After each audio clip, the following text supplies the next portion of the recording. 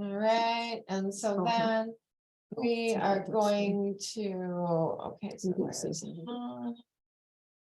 Thank you. Let's see. Okay, now go to Facebook. Go live on Facebook.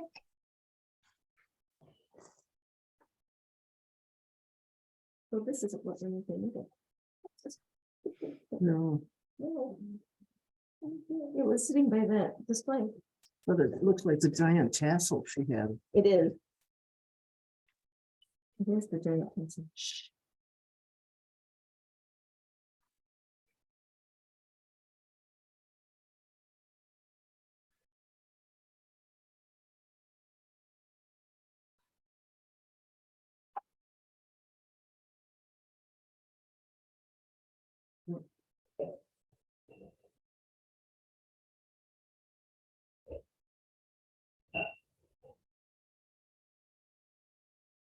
Yay.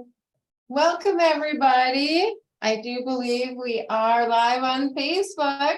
I'm Rochelle Day from Bobby Bead, and this is the Upper Midwest Bead Society Let's Bead Live Saturday with today we have Lisa Krupp-Dooley, and she's going to be teaching us this wonderful design today. It's a bracelet called Sahara, right? Sahara Stars.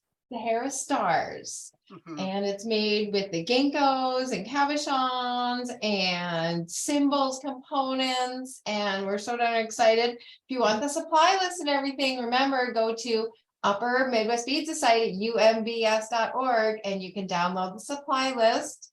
And that's where it always is. And then also today, we have Roberta Sorenson, and there we go. Hi, Roberta. Say hi to everybody. Hello.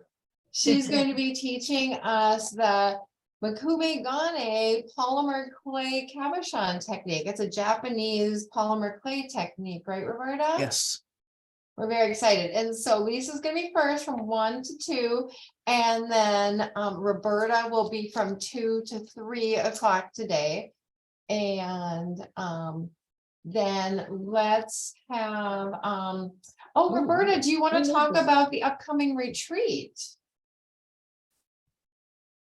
Maybe, for- well, Lisa's ready. Maybe, Oh, maybe. we have announcements before we start. Okay. That's the whole thing, is Okay. in case people check out and come back, they at least hear all the announcements first. Okay. Am I on? Yep, you sure Okay. are. The Upper Midwest Bead Society has bead retreats twice a year.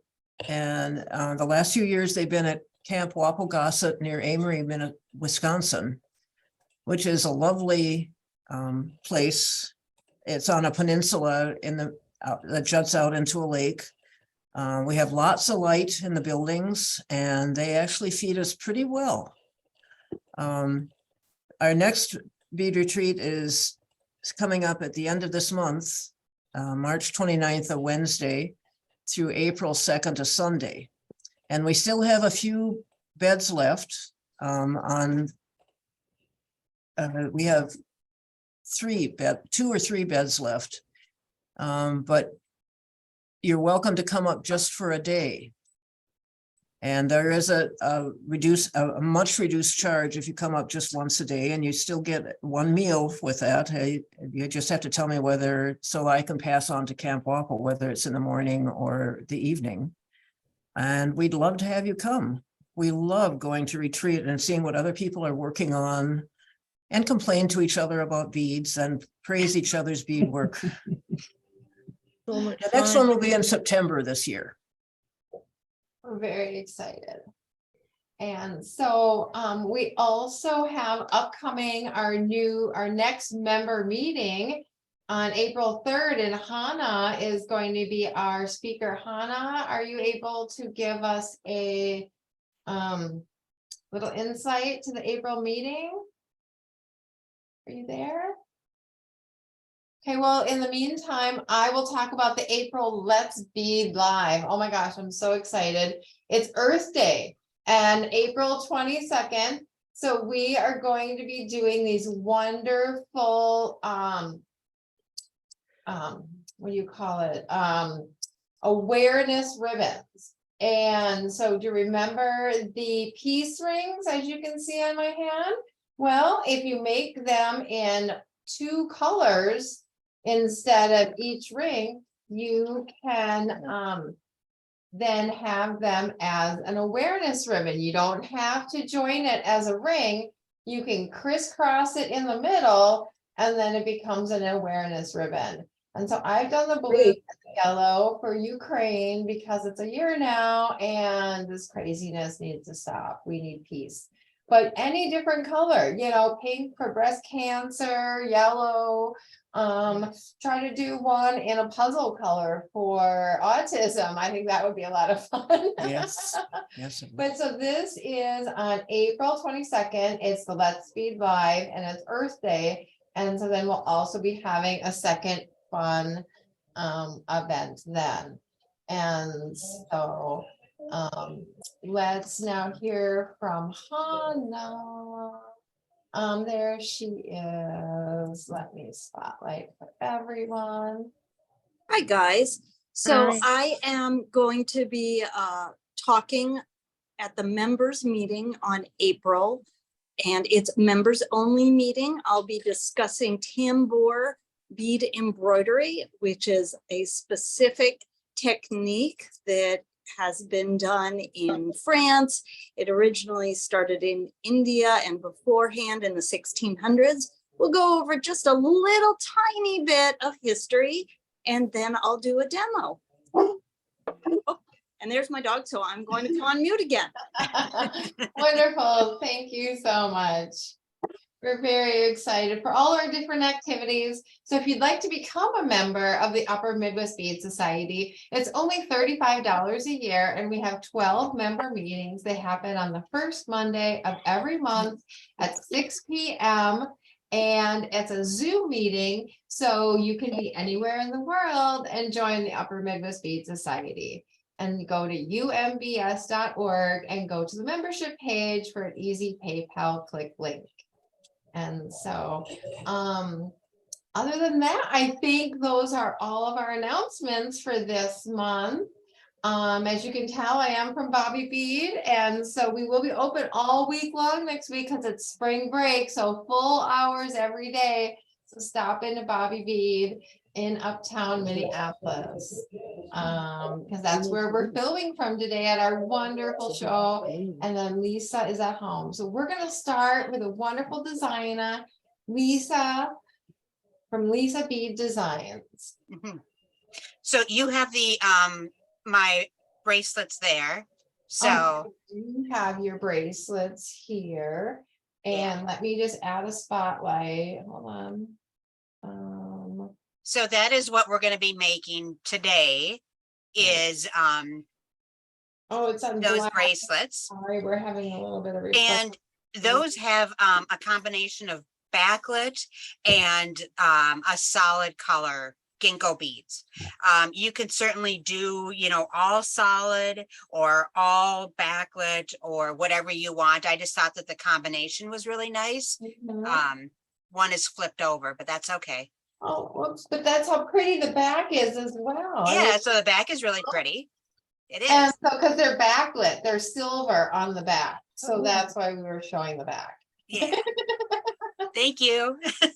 So yeah, so that's the gold colorway, and I do have kits in my shop, and I do have the Cymbal beads also in my shop, all supplies, and then of course Bobby Bead has the seed beads and So pretty. ginkgos and It really is. preciosa crystals. What about patterns for those of us who are a little slow on the giddy up and need to look at patterns while they work? So the pattern should be on the Upper Midwest Bead Society page. Oh, okay. It's just the supply list. It is. There's no pattern. No, I just went to it. It's just the supply list. So if you, did you email it to me or Jan or Hannah? Yeah. Let's see, I could do that right now. So sorry And about then we that. could get it to Jan and she could probably get it, that link on the website while we're talking. Okay. I can put it up right now if she sends it to me. Yeah, but yeah, there's only the supply list. Thank you very much. I just need to look and see at the same time. Thank you. Let's see here. Okay, I'm just, okay, let me do this real quick. No worries, that's the whole fun Patterns of it, for is sale. now I get to choose which colors I'm gonna use, because it uses demis, Toho demis, Toho 11-0 rounds. It uses ginkgos. It uses a couple cabochons. And, oh my gosh. Okay, Jan, I sent it to you. Okay. Or do you want me to, I could send it to you or or Hannah? No, Let me no, see. I'll put it on the website. Okay, thank you. No, I was gonna show you. I think that was the bracelet one. So one end goes in each. of one of these components. Yeah, so you were going over the, Thank you. you're welcome. Sorry about that. You wanna see this, Roberta? Okay, so let's see if I can go to screen. There we go. And then, If you wanna make them, I have enough. Oops.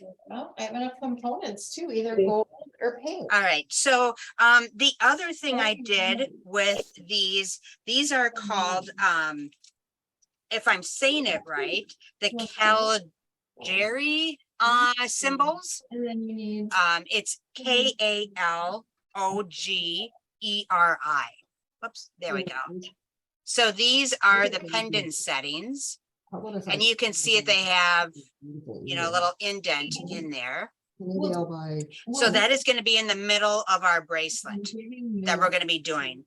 On this one, I decided it would be fun to try to do some polymer clay on either side Oh, you have to buy them. of that, and then put Swarovski crystals in there. Because they came in a package. So that's another idea for you if you wanted to do that.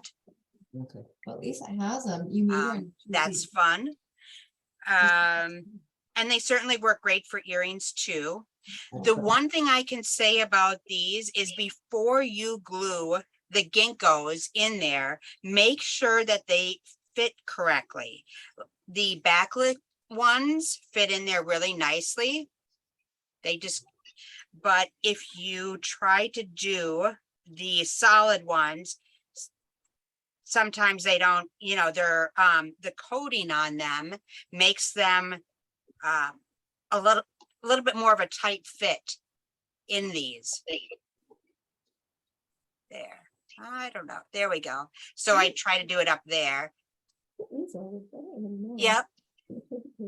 Yeah, that looks good, Marlene. So and as you can see, it's hard to get these out once they're in, so I usually take a little tool or something and try to get them out. So just make sure that they will fit. Let's see, you could take some tweezers or something and try to pop it out of there, or your needle. There we go. So before you glue them in there, just make sure that the solid ones fit. And you don't have enough to make the setting all of one color. So you can't use all backlit or all the matte. You have to use a combination of the two colors. And it doesn't matter where you want them. If you want the matte to be on the outside and the backlit on, you know, top and bottom. And one other thing about the settings is I use this, that's a little bit too close now, the super glue Loctite gel. It's very easy to control, and you could just do a little bit at a time, and all you have to do is just squeeze these two glue things on the side to dispense the glue. And when you do that, the pendant setting inside does not need to be filled with glue. All you need is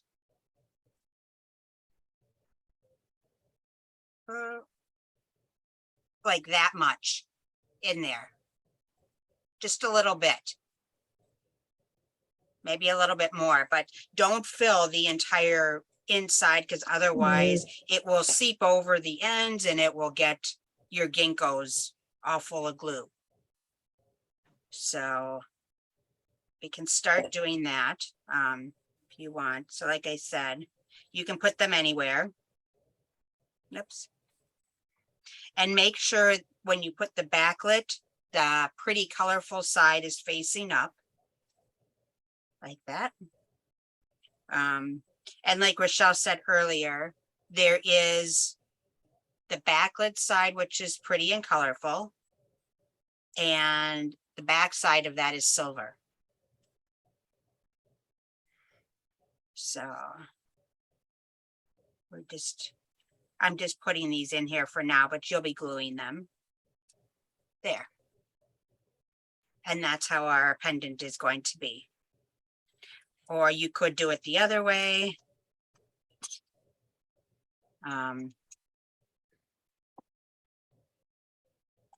There we go.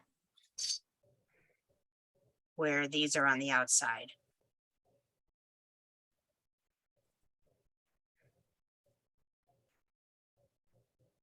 Kind of like doing a little puzzle. There. So you could do either or. All right. So I'll put this aside for now. And so once you have glued in your components on the pendant setting, put that aside because we're not going to use that for a while until the end, and then the glue will dry. And then I'll go over the other stuff that we have. So there's ginkgo, and this the matte color gold is A, and the backlit is color B. Then we have the 2-hole cabochons. Those. So they are a dome on one side and a flat on the other side. So when we do this pattern, make sure the dome is facing upwards. And then we have some 3mm crystals, Preciosa crystals. And we have Toho PF finished galvanized starlight size 11 seed beads and size 11 demis. We just glued the components into that Kalogeri symbol, if I'm pronouncing that correct. Then we have the Castro Ginkgo symbol beads, and they have a loop on one side, and then they have the holes over here.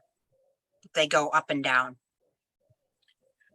And we have the oval jump rings. And this is an adjustable bracelet link. So you just take the slider bead and you could slide it up or down to adjust for the length of the bracelet. So these are really nice. You could just put a regular chain on there if you want also, and a magnetic clasp. That's up to you. All right. So those are our supplies that we need. All right, so now I'm going to go over the pattern. So on page 2, the important notes, go over those.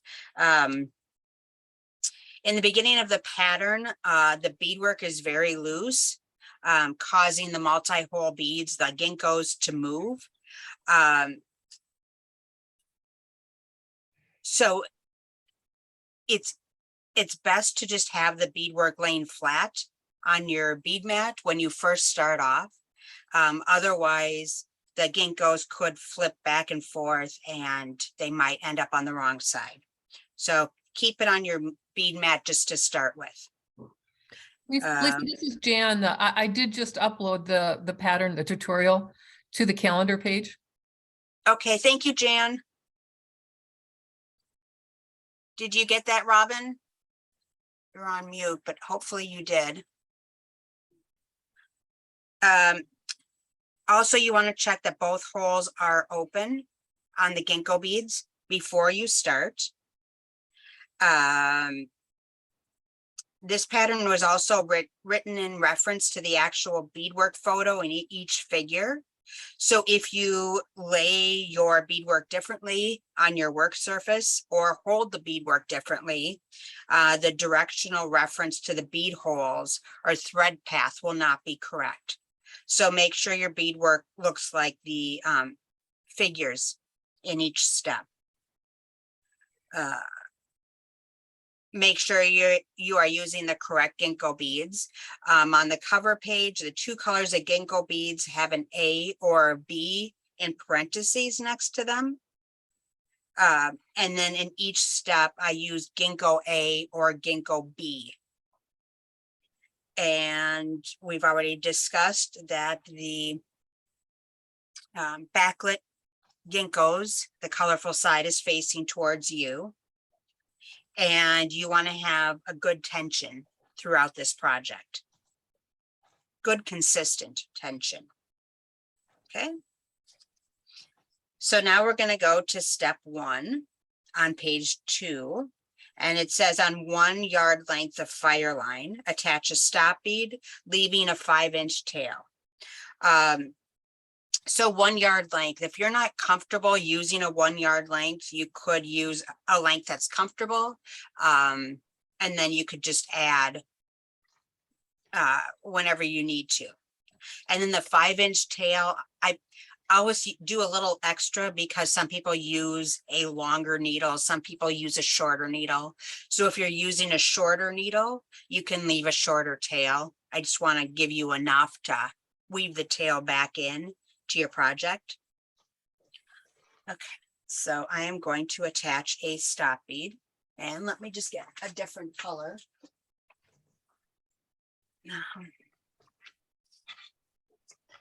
There. So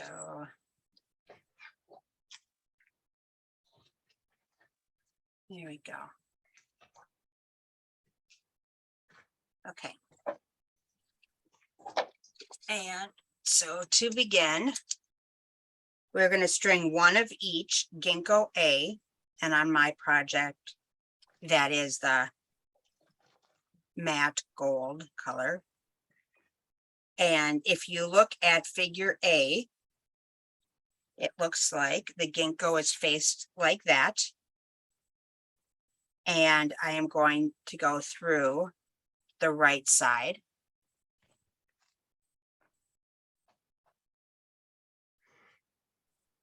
And there is my stop bead. So that looks like figure A so far.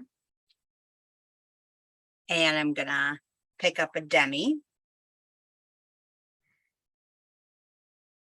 A 2-hole cabochon, and on the left side hole. So remember there's 2 holes, so I'm gonna go through the left side.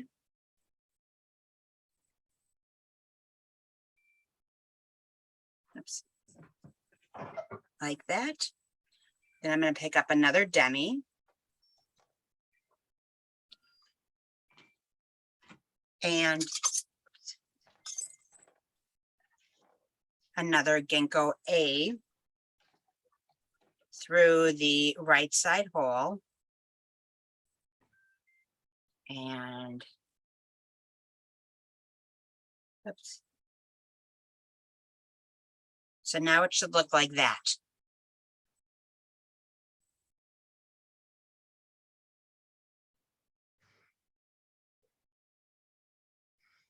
So the left side holes on the ginkgo should be open, and the right side hole on the cabochon should be open. It's a little confusing, but like I said, just look at the figure A And you can see that. And yeah, the note says the concave sides of the ginkgo beads should be nestled against the demis and cabochon bead. So you can see how that concave side is right in the touching that the demi and the cabochon there. And then the second part of step 1 says string 4 size 11 seed beads. So make sure you don't get your 11 demis and your seed beads mixed up.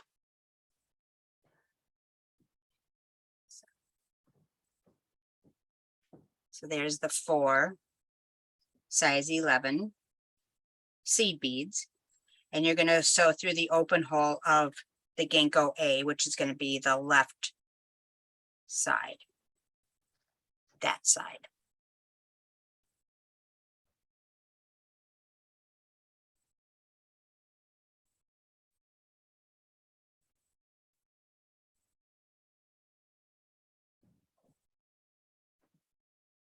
Okay, and that's where we're at.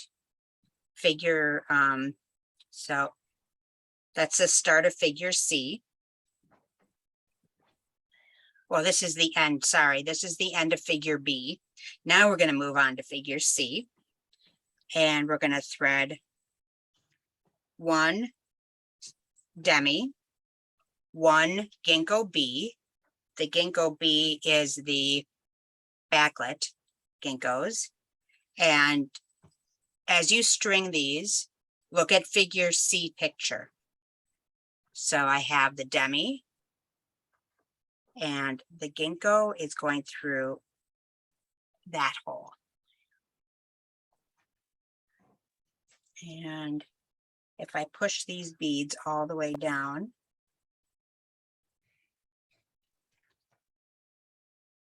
there. Make sure, yeah, the colorful side of the ginkgo is facing up and it's nestled against the color B ginkgo. Okay.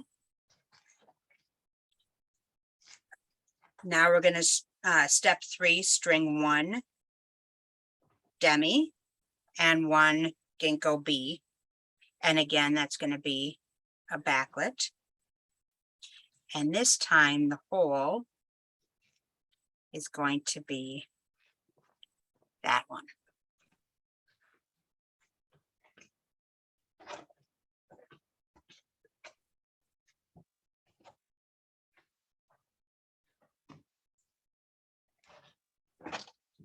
So that's what it should look like.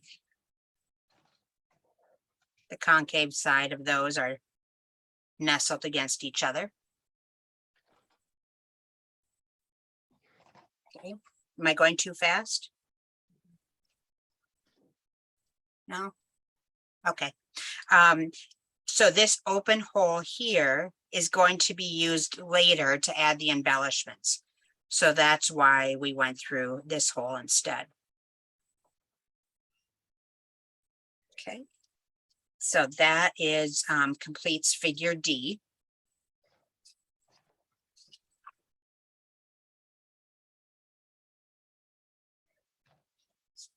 Okay, I can see some people still working away there. Okay, so now I'm on step 4.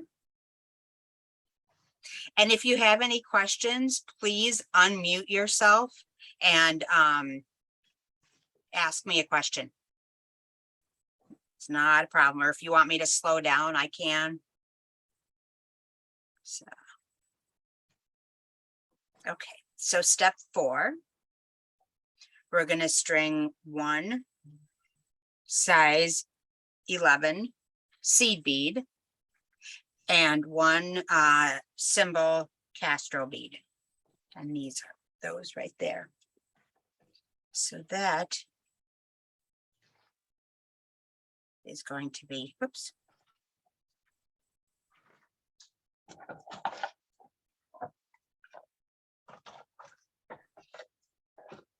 through that hole. So they go like that.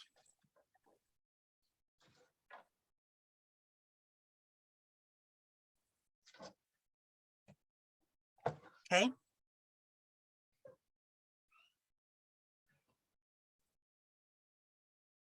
There. Make sure the loop on the cymbal bead is facing away from the beadwork. So here is the loop and here's the beadwork. So the loop is facing the opposite side of that. Step 5, you're going to string 1 size 11 seed bead and 1 ginkgo bead.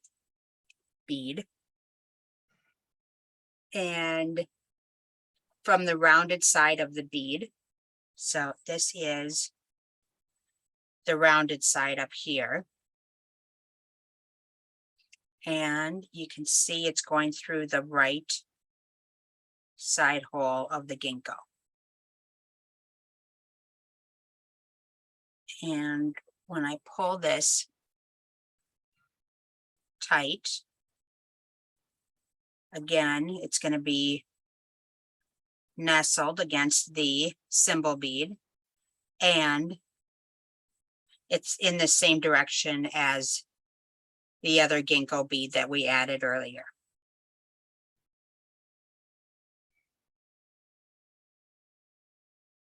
Next. Just like that.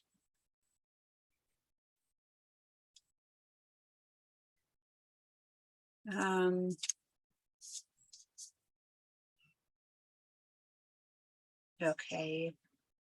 And then this will be the outside hole of the ginkgo that we'll use later to embellish around, as in, if you look at this part, these are the embellishments that we add. I'll show you here, this with the crystals and the 11O seed beads. We're going to go around. So that's why we need to have the open holes on the ginkgos as we go around.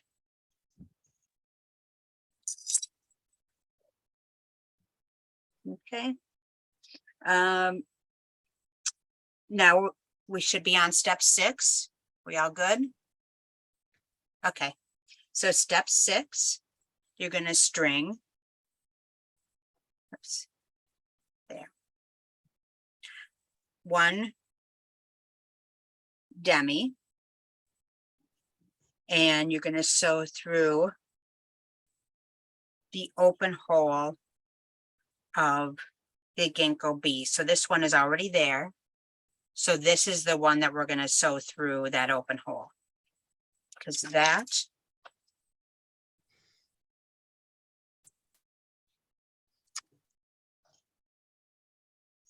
so if you look at this one here, there we go. So this is the ginkgo that we're coming out of, and we're going to sew through this middle one right here.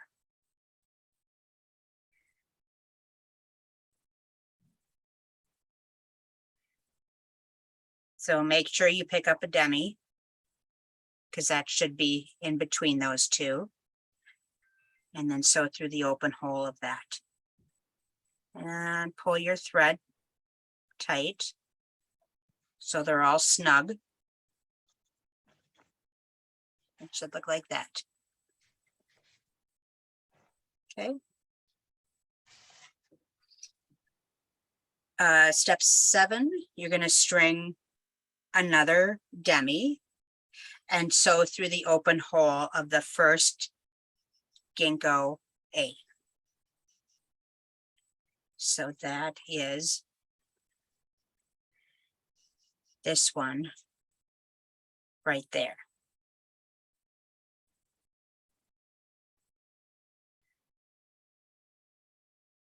So now you can see how it looks like this part of the bracelet.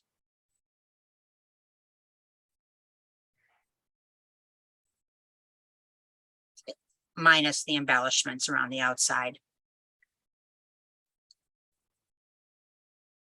And one last part of this, we're going to string 4 of the size 11 seed beads.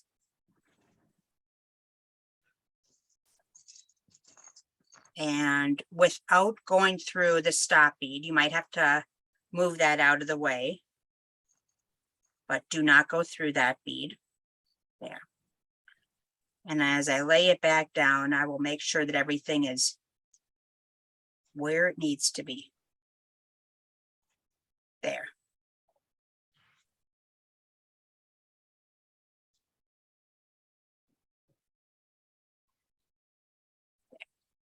So I moved the stop bead out of the way, and I'm going to sew through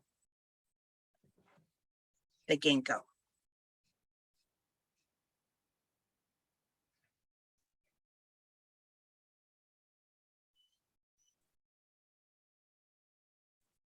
And pull that tight.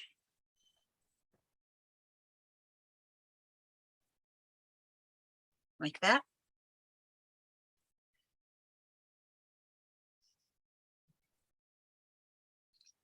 And continue to sew through the demi and the left side hole of the cabochon. So I'm just going to follow this through.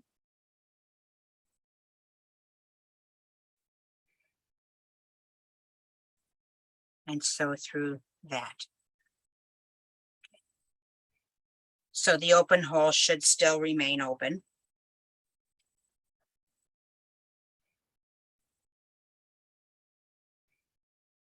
And it should look like that.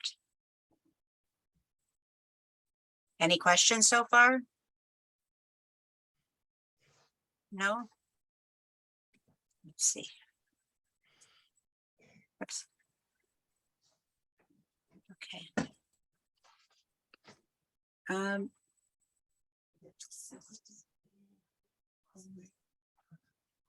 Okay, now we're on step 9.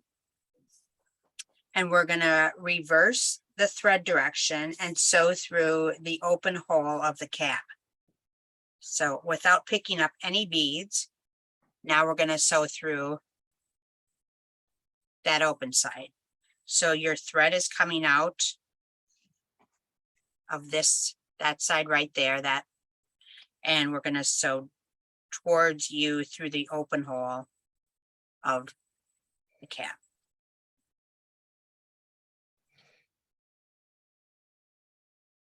Oops. There.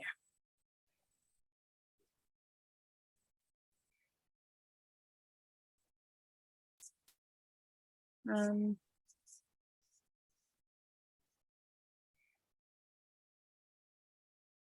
now we're going to turn the beadwork.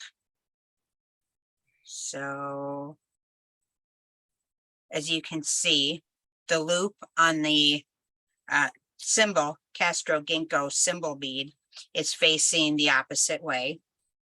If you look at figure K, that shows that figure.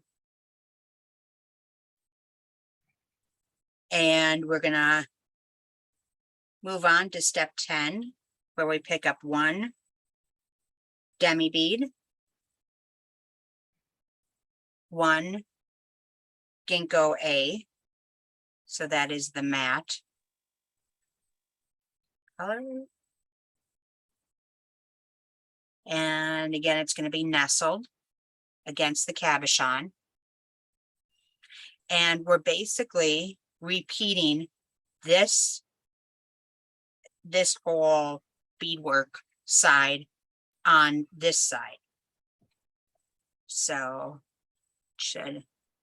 you can see how it's just a repeat.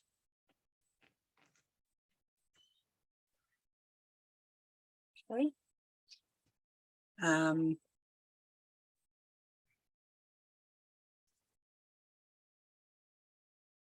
So now we're still working on step 10, and we need to pick up 4 size 11 seed beads to complete that, and then sew down through this left side hole of the ginkgo.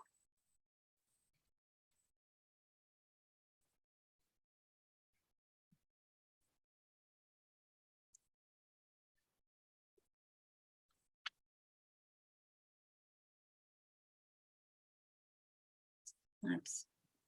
And if that happens where your thread is there, I just hang on to the size 11s and pull.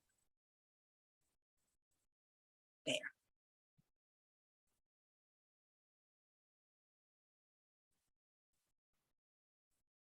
Okay, so that takes care of step 10. And now step 11, we're going to repeat 2 through 5. So turn back to page 2.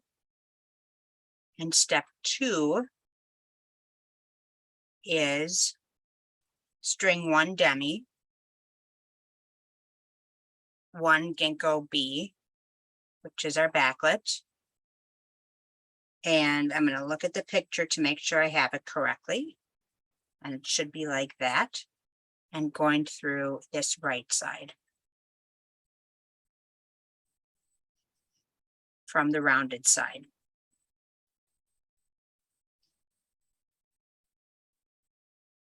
And so it's nestled against that ginkgo.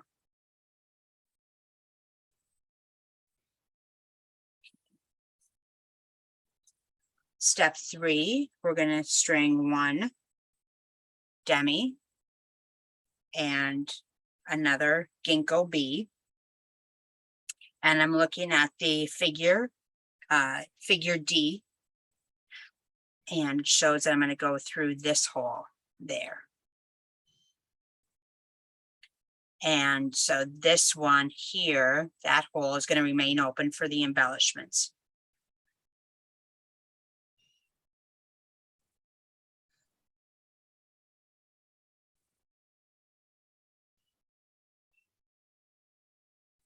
And you can see how it's starting to look like the first side that we did.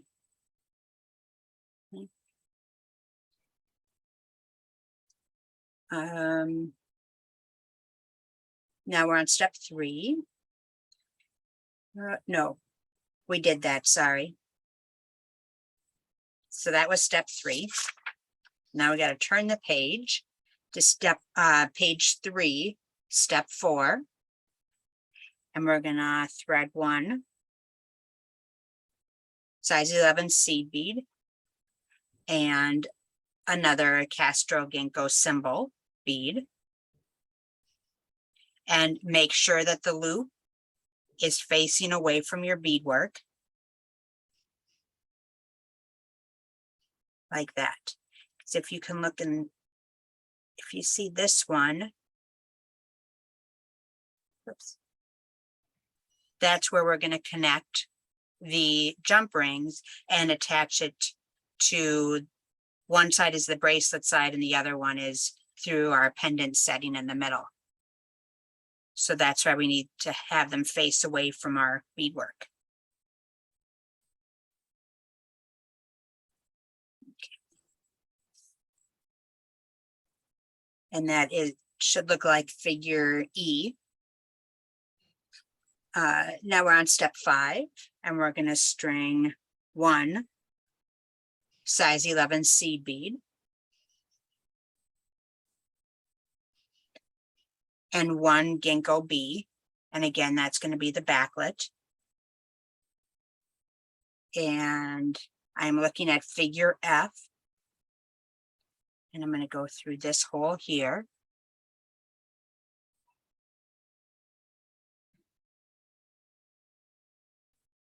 Like that.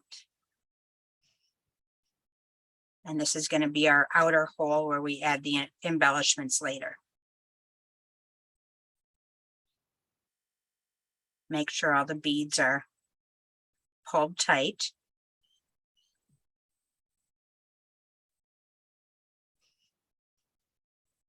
Okay, good. Moving right along. Okay. And now we're on step 6. And we're going to thread 1 demi bead and sew through this open hole of the ginkgo bead.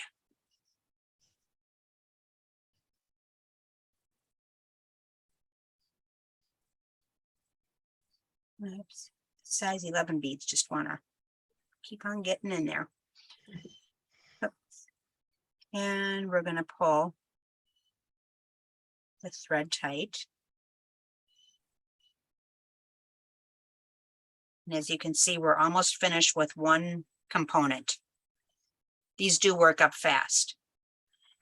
As long as the beads stay where they should be, the sides should be, you know, facing up and everything. Okay,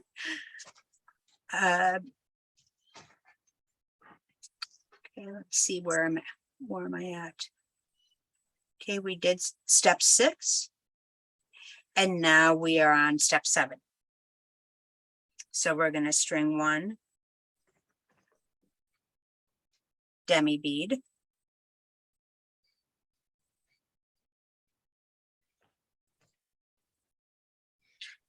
Okay, one moment. Okay, I think I missed something here. So sorry. No,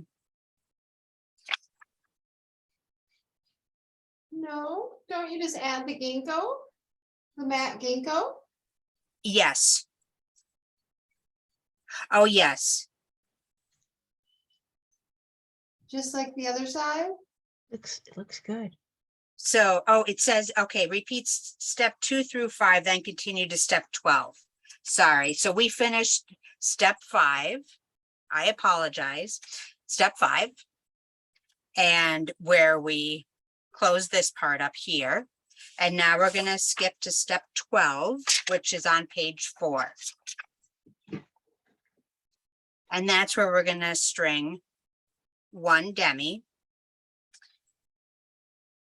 1 ginkgo A bead. And if you look at figure M, that's how it should look. So it's going through the left side. And 4 size 11 seed beads.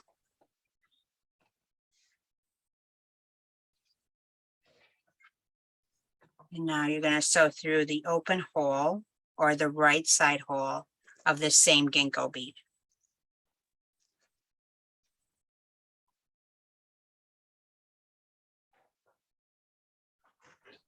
Like that.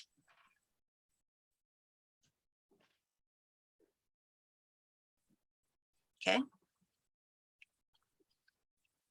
String 1 size 1 demi bead. And you're going to sew through the open hole, left side hole of the cab. And then you're going to continue sewing towards the left to sew through the next demi ginkgo A and 4 seed beads. So you are taking this path here. I don't know where my pointer is, so I'll use a screwdriver. So we're going to sew through this left side hole of this cabochon, and then we're going to continue to sew through the demi bead, this ginkgo here, and the 4 11-0 seed beads up here. And we're going towards the left.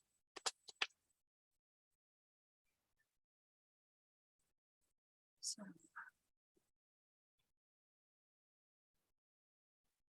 make sure you pull your thread tight. So I went through the cab. And you might have to pick this up to go through there. But now that all the beads are in place, it should be easier to pick it up and not have to worry about your beads moving around so much. Yeah, I agree. This pattern was much easier to do leaving your beadwork on the bead mat the whole time until now. Yes. It really did work better. And it's easier to control your thread tension too and get the beads right. Yeah, so they didn't flip around as much. So yeah, that really helped. Yes. Thank you for all your wonderful creative tips. Oh my gosh. Oh, you're welcome. I'm glad they're helping. Oh, beading should be less frustrating, right? Yes. When you're laughing. We can only hope.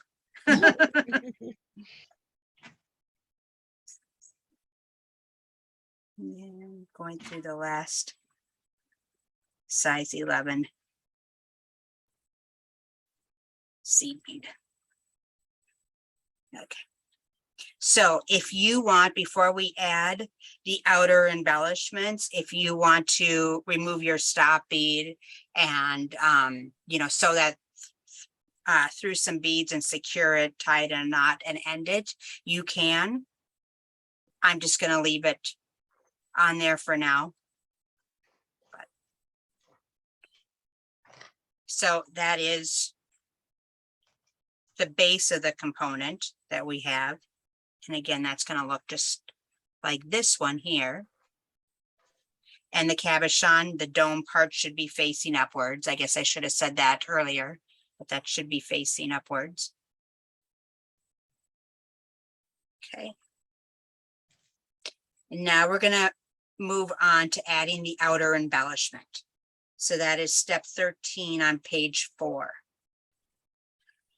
And that's when our crystals come into play.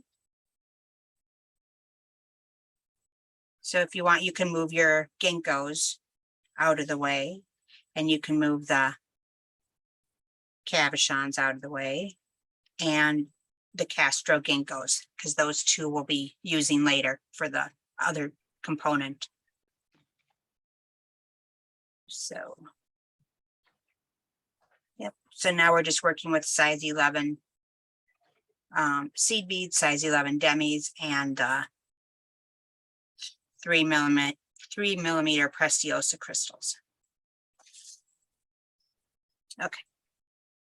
Step 13, we're going to string 1 crystal. And before we start, make sure your thread is coming out of that size 11 seed bead, going towards the left. And string 1 crystal and 1 size 11 seed bead. And sew through the open hole of this ginkgo.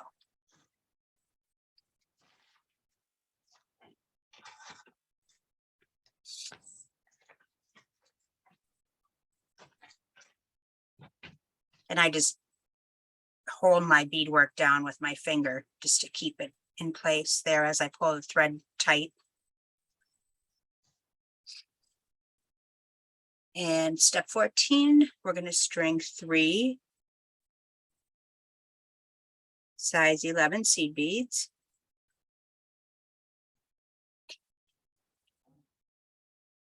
And we are going to sew through this size 11 seed bead. And I have it going facing down, as in figure O. I don't think it really matters if you want to sew down or if you want to sew upwards.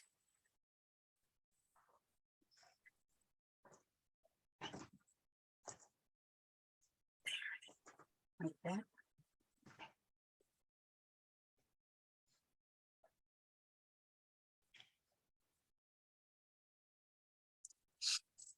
Okay. So that's it's coming out of that seed bead next to the cymbal bead. And you're going to continue to sew through the cymbal and the next 11 seed bead. So we're going to sew through this ginkgo and then this size 11 seed bead.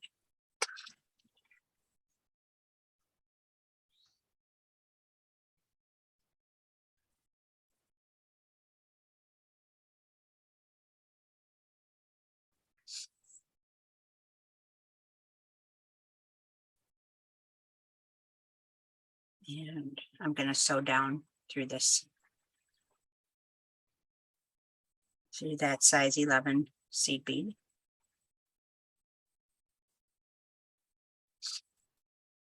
Like that. And step 15, string 3 size 11 seed beads, and sew through the open hole of the ginkgo. So now we should be sewing towards the right side, right direction, like that.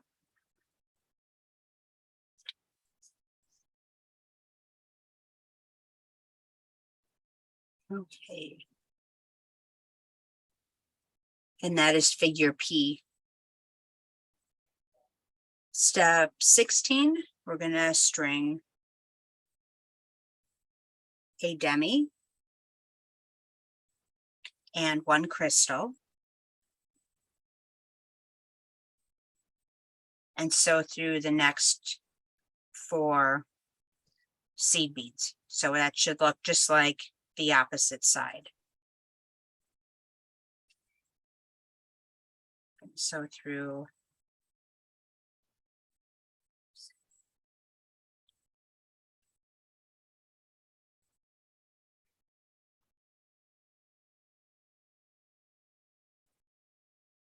see how that side looks the same as the opposite side. And we're just going to continue to sew through all of those seed beads.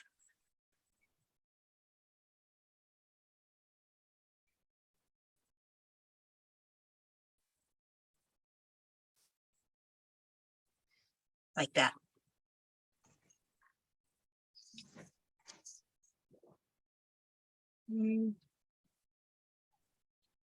Okay, now we're on step 17, I believe. Yes. And we are going to be looking at figure R. And we're going to string 1 size 11, 1 crystal. Oh, sorry, string 1 demi, 1 crystal, and another demi.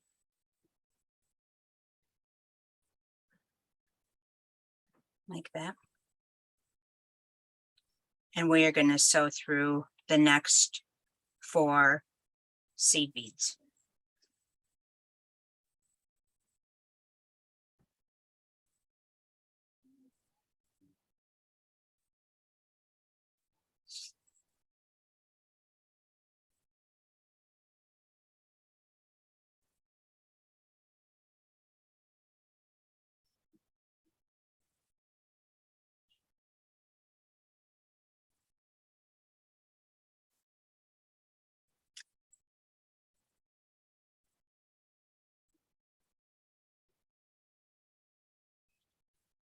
If you do not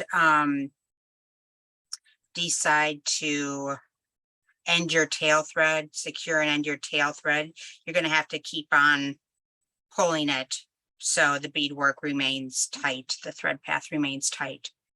So it might be a good idea to end that when you get done with the base of the component before adding the embellishments, outer embellishments.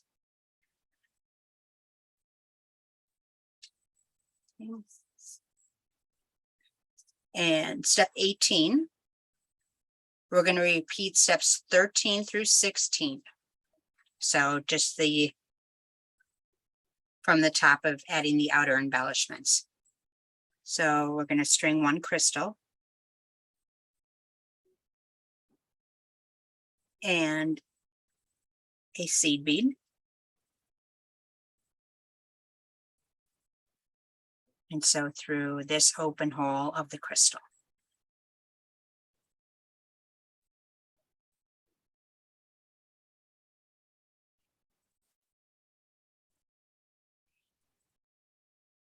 Yep.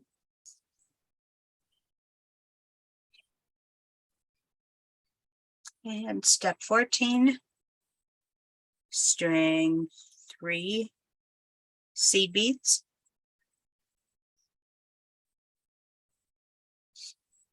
And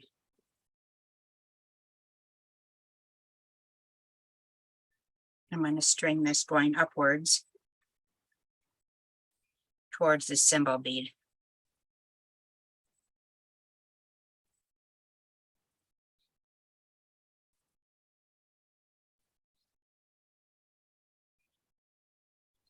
Looks like that. And we have to sew through this seed bead on this side.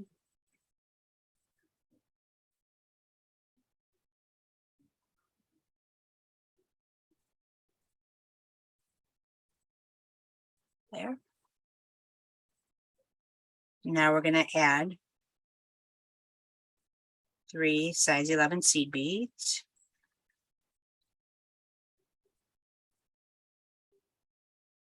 And we're going to sew down through this open hole of this ginkgo.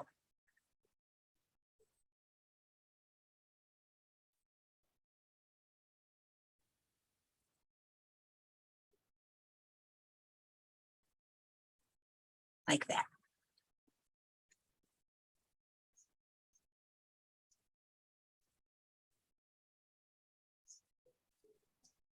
Now we should be on step 16. And we're going to thread 1 seed bead and 1 crystal.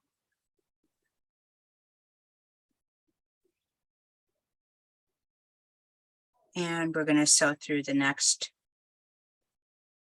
4 seed beads.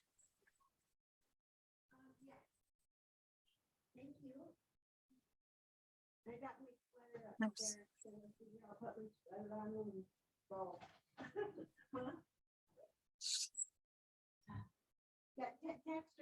Any questions?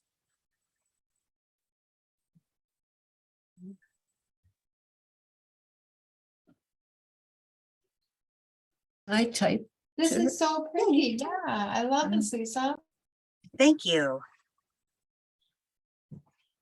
Like that. And so that completes, no, wait. Yes, that completes step 16.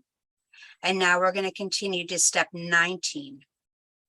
And it says remove the stop bead, pull the thread tight, secure and end the thread.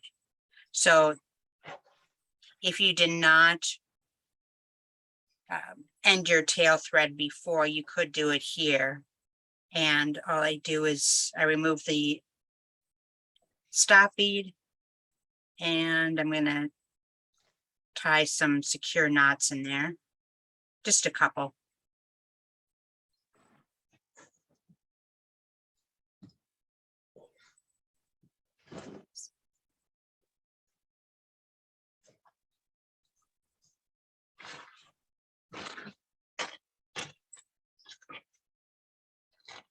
There. And then end that thread.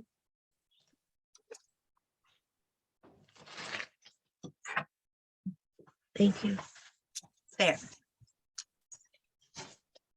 And everybody good with that one? Now we're ready to move on to step 20. And to finish up this component, we're going to string 1 demi, 1 crystal, and 1 demi. And sew through these next 4 seed beads.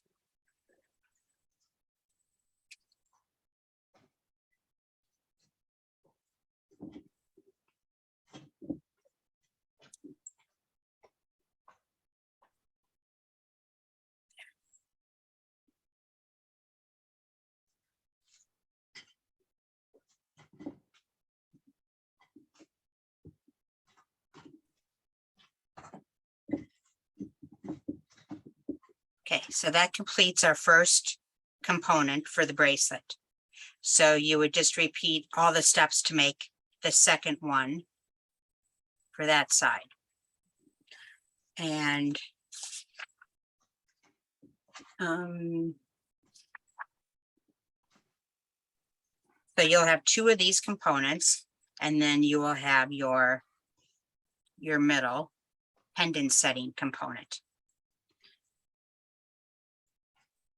Right. And to connect these two, I'm just going to jump ahead.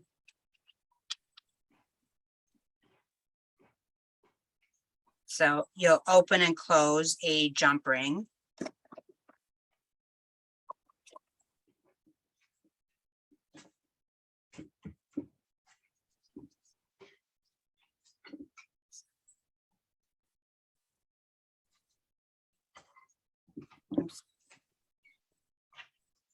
Open your jump ring and you're going to attach it to this cymbal bead. And I do like to have the jump ring where it's the open side is facing downwards. But I mean, that's up to you. You can have it either way. And then I'm going to attach the loop on the pendant setting. And then I'm going to go ahead and I'm going to close the jump ring.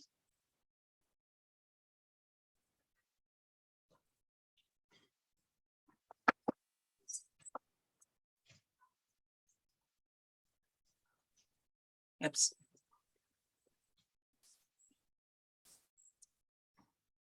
There. So that's how that should look. And then on the other side, so I don't know if I said this or not, when you finished the sewing through the 4 seed beads on the component, you can go ahead and you can sew through all the outer embellishments to secure it, all the crystals and everything once, or you can secure and end that thread. I'm going to go through them again. It just tightens it up a little bit so it's not so floppy. So that's why that thread is still there. Okay. Now on the other, you can see it, there's a loop on this side too. So I'm going to open another jump ring. And if you are using the adjustable slider bracelet, you are going to just attach one end of it. So I put it that way. And it doesn't matter which side, either side. So there. So I have this jump ring right here. And again, I'm going to put the open side of the jump ring.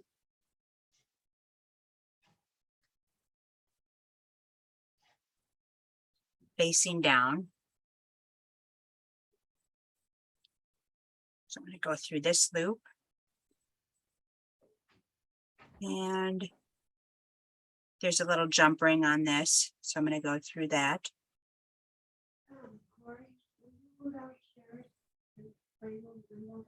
This is a lot harder to do on video. But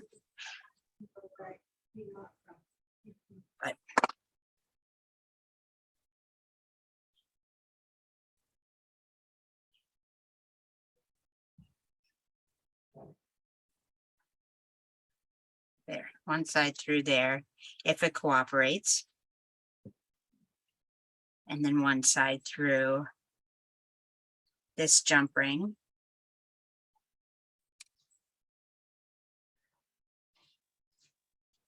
There. And then close the jump ring.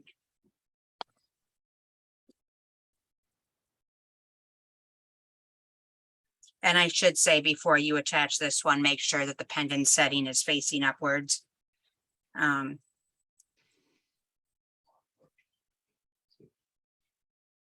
So that's there. And then this is the other side of it. Let me move my thread out of the way so you can see it.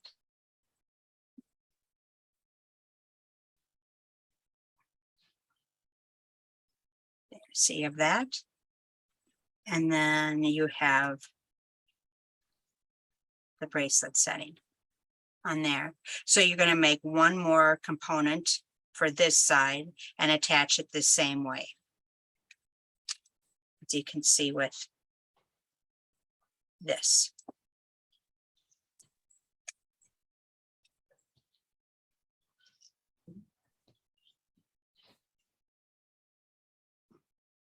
And then you have the component in the middle. On this one, I decided to have it hanging downwards. And you could certainly do that too, if you wanted to. Just add your component to that side. And then it's not included in the kit, but this one,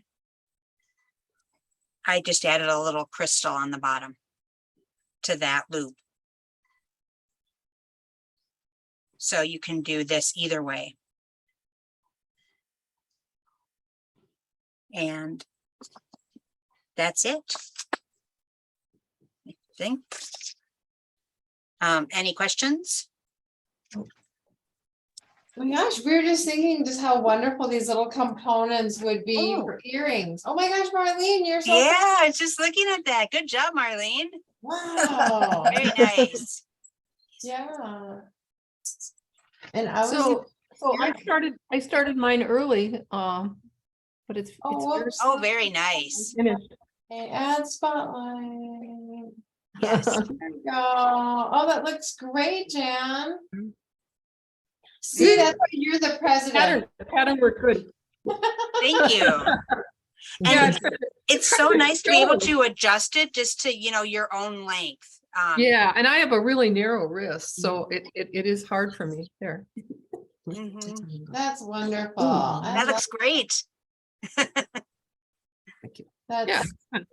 Yeah, and then I'm wearing, as you can see, I'm wearing the necklace. I have a necklace version of this too. And this is the silver one. So Oh. they work up the same way, That's where I lovely. added the components on each side. And I made this so you can just, put it over your head without a clasp, which is nice. Mhm. But if you wanted to, you could just, put it on chain. I have kits for these too, and then add a clasp if you didn't want the extra chain hanging down. That's pretty. Mhm. It's really versatile. I just absolutely love it. Well, and I noticed too that you can even reverse the little centerpiece thing. You can even reverse that because the back of it is really pretty too. Mhm. Yes, so the back of that is, A little flower. Mhm. that's what the back side looks like. So it's Mhm. just a solid piece on the back That's good. It is so good. Mm. or the That's front side. wonderful. And you've got all these components on your Lisa B Design Etsy site. I do, and they come in different metal finishes. So let's see, where are they?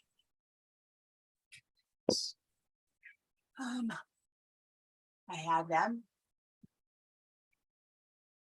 I moved them. Let's see. Okay. Well, I could show you the different metal finishes. So they have they went somewhere. So this is the silver.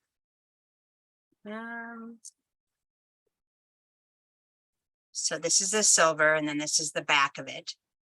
Mhm. They actually call that antique silver, but it's more of a bright silver. And then the Castro Ginkgos. Again, that's that. I also have an antique brass color, which is that color. Oh, That's pretty. And there is a rose gold color. And I think I'm limited on the rose gold pendant settings. I'm not sure if I have the antique brass in the that center pendant setting. I know that I have them in the Castro Ginkgo ones. This is the rose gold. So, oops, rose gold. And this is gold. And then the silver. Now I have to try to make sure I don't have any ink So- on my teeth when I'm talking. Those are the colors. Not that anybody's going to be looking at me anyway. We'll be Wait, looking yeah. at the worst difference. Chocolate on your teeth. And I do have kits. So that's it. So I'm looking forward to Roberta's class. I know, we're so excited. I've been staring at her stuff all morning here across the table. It's so And beautiful. I ran over, sorry. Shelley and I have been beating along, but we know you were, I can't believe the amount of snow we got overnight again. Did you get a lot up there? Well, Yeah. it was like a half an inch, It's- 3/4 of an inch, almost an inch. Roberta said her number. So it's on top of the refreeze. It's like, sugar sand on top of ice. So it's, you were wise to stay home. Oh, okay, so, oh, sorry, I wasn't looking at the messages and I have some messages here. So let's see, I'm gonna go back. Rita wanted Are to the know- symbols in the chain closures hyperallergenic? Probably no. And can we see it on your wrist? So, I'm not sure if do you know if they are Well, hyperallergenic? most of the stuff that Goody Beats has is all nickel free. So my guess Lead free. Yeah. is nickel free. Okay, I know the symbols are 24 karat gold, rose gold, real silver. So I know the symbols components absolutely are. But I bet the chain would be nickel free. yeah. So I will check on that when Roberta teaches and I will write the answer to the question in the comments if I find it. So, oops, this is the bracelet on Nice. with the, and this I use 2 components. And, because I wanted more on my hand. And this is what it looks like on.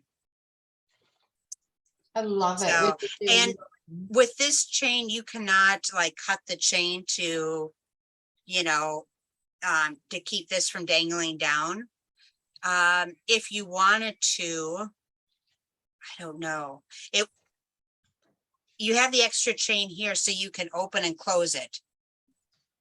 So there's really no way to, unless you maybe wrap it up in the chain or something, but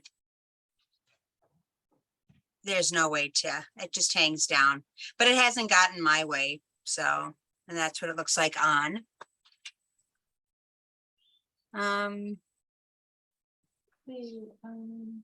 I think that answers the questions except for the hyperallergenic, and I'll have to look on that.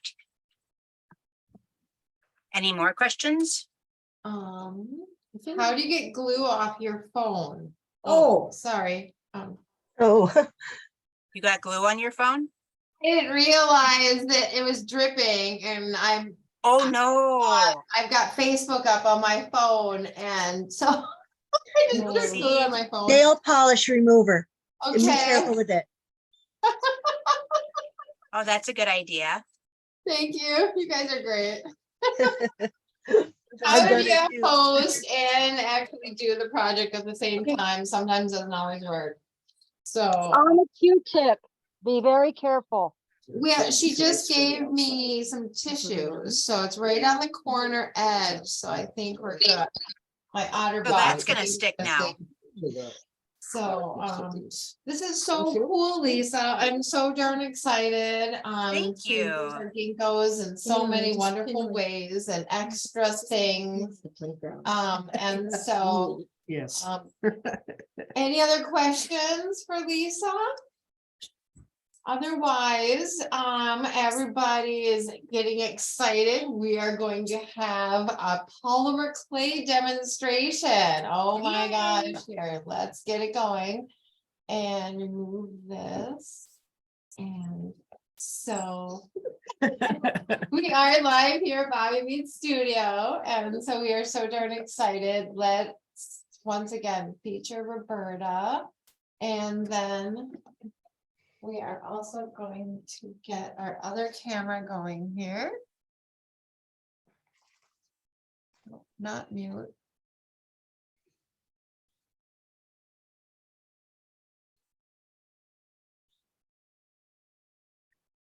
See here, there, and now let's pin, and then let's also do one. Oh, those are so beautiful.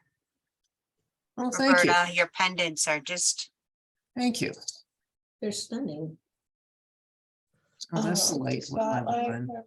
Oh, do you want some help? Sorry. Let's see, I'm good enough here. okay. Get you all going here. Do you want your face pinned as well, Roberta, or just this big one? Just- Perfect. All righty. Well, these, I wanted to make cabochons that would coordinate. Where's the feedback from? Hold on. I need to, You have to mute this one. thank you. There we go. Okay, starting again. These are bead embroidery projects that I've started using some of the colors from the Toho Challenge for 2023. And since I work with polymer clay, I wanted to make cabochons that I could make myself at home that would coordinate.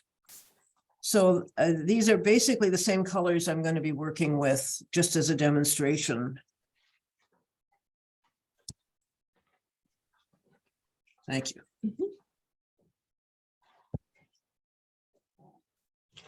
So I've prepared some clay earlier today and rolled it all out to the same thickness. You don't have to do that. It's sometimes more interesting to have a little bit more variation in what you're working on.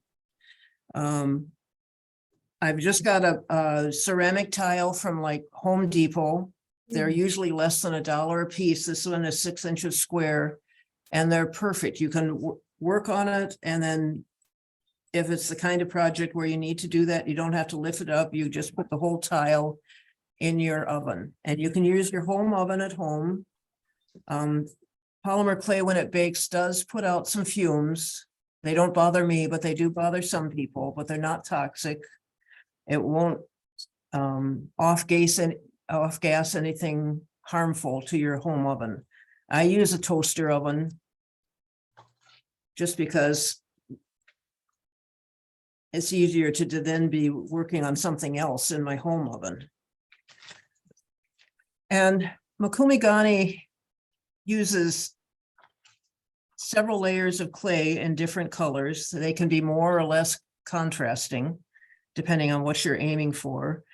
And then you use tools that can be as simple as screwdrivers from home or knitting needles. This is not a knitting needle, but it's a tool for polymer, or the end of a paintbrush to poke holes in it.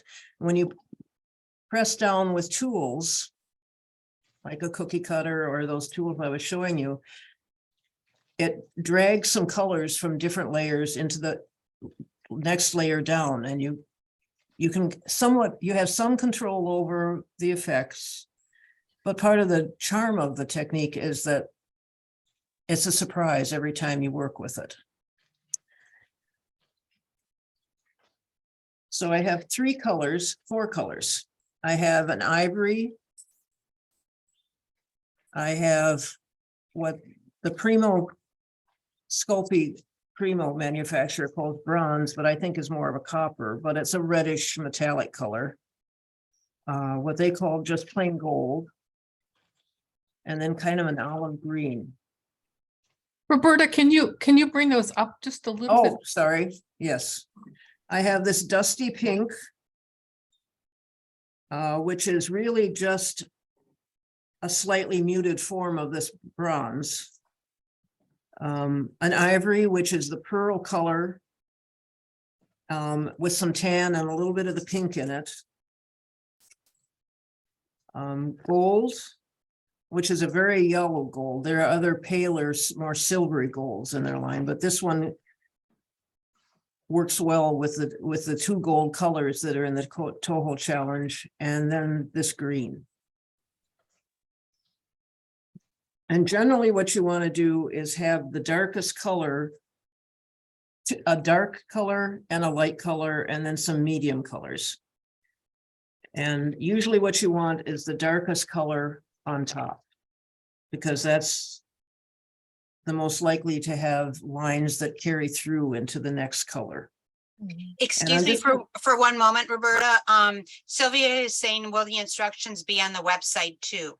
Yeah, yes. They will be. I just posted them in the chat here on Zoom, and I just posted them in the chat on Facebook. So Okay. they're posted in those two places so far, and then I'll send them to Jan and she'll post them on the website.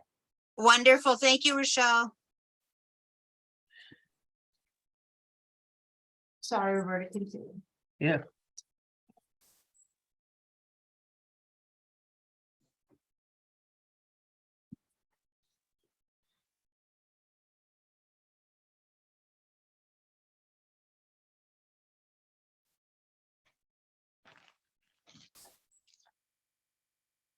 Does it matter which kind of clay? There's a specific kind, Roberta?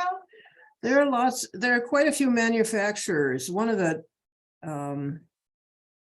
nicest to work with, that has some of the nicest colors, is Sculpey brand called Sculpey Primo. And Sculpey makes several different kinds of clay. Primo is one that has some of the nicest colors and is the strongest clay when you have a thin piece. So if you're making something like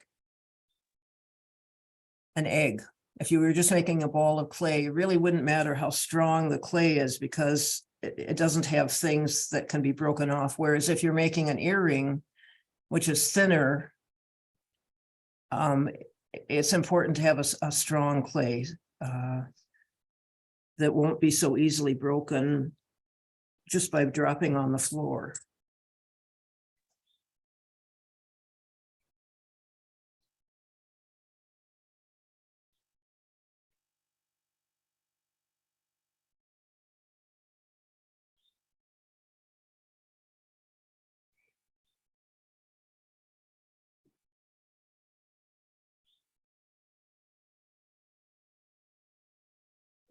Okay.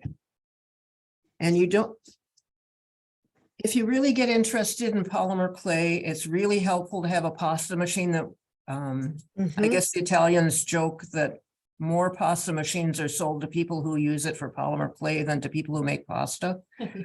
But they're very helpful to get a uniform thickness.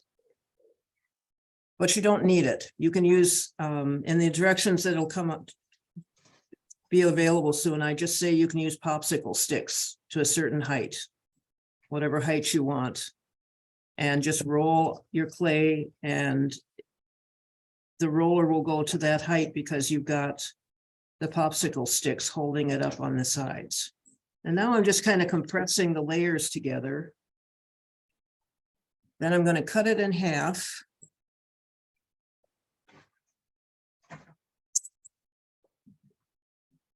Oh, poop.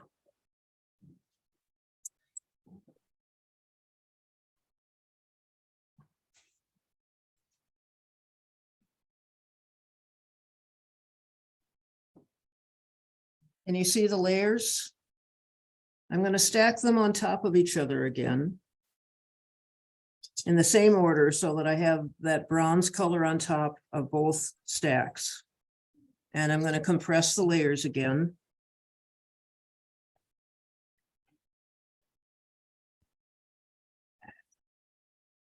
One of my favorite things to use is just plain round cookie cutters.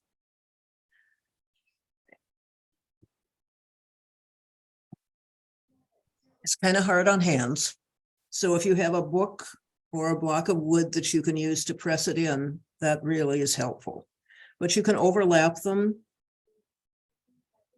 Let's see. You want something else to push down on and not hurt your hand? No, oh, I've got this. Oh, okay.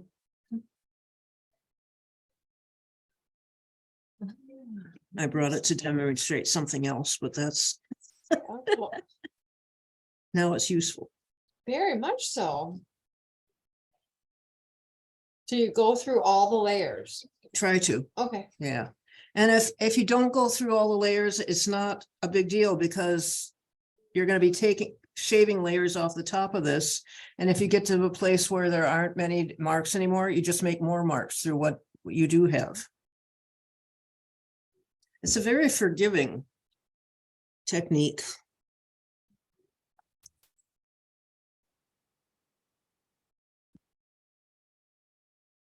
I'm going to use this big screwdriver to make some rays.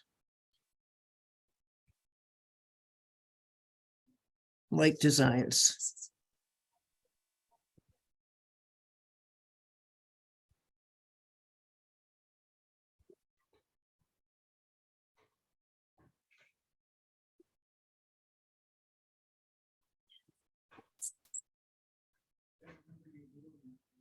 Wow, that's a screwdriver. Yes.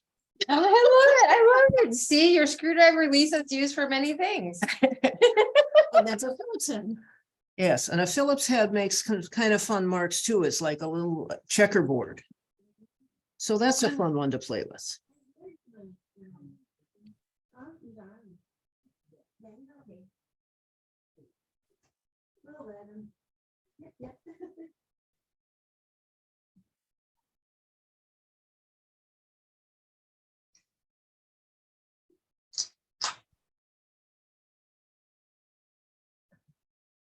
You can also, you can keep on going, or you can make it as simple as you want. I'm going to use, Oh, but it's not hard in your hand. Wow. yeah,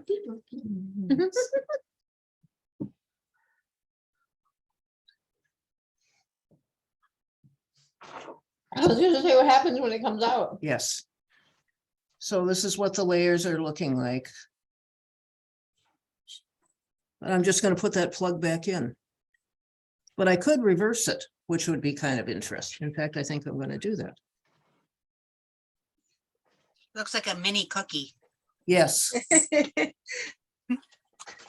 Don't eat it. I spent many years in a Parisian kitchen learning how to make polymer clay. Not really.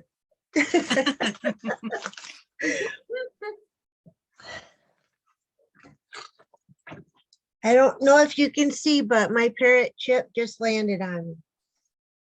Oh, let me see. He's going We under my can't see hair. him. Yeah, he would just Yes. went under my hair. I can't, wait a minute, where are you, Beth? I think you'll have to stand up there to you see are, him. Beth. Hi, Beth. Hi. Camera's a little high. I can see your eyes. Oh, how about, is that better? There you go. That's better. Okay, here, he's right. Oh, here. cute. Oh my gosh, what an adorable little parrot. Oh, What's his name? Chipotle, but I call him Chip for short. Yeah, can you say hi to my friends?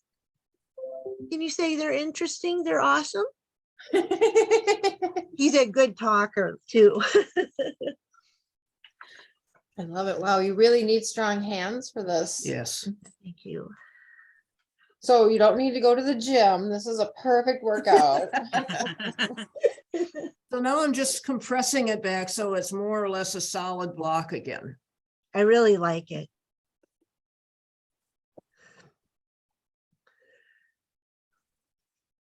Oh, and you took that one out and reversed it? Yes. Yeah. That mixes the layers into different designs then? Is that what that's doing? Ask her that question again, will you? What about the design layers? Oh, that The now pressing. you're pushing it back together, so that's kind of forming designs in the layers because you poked all the holes in it.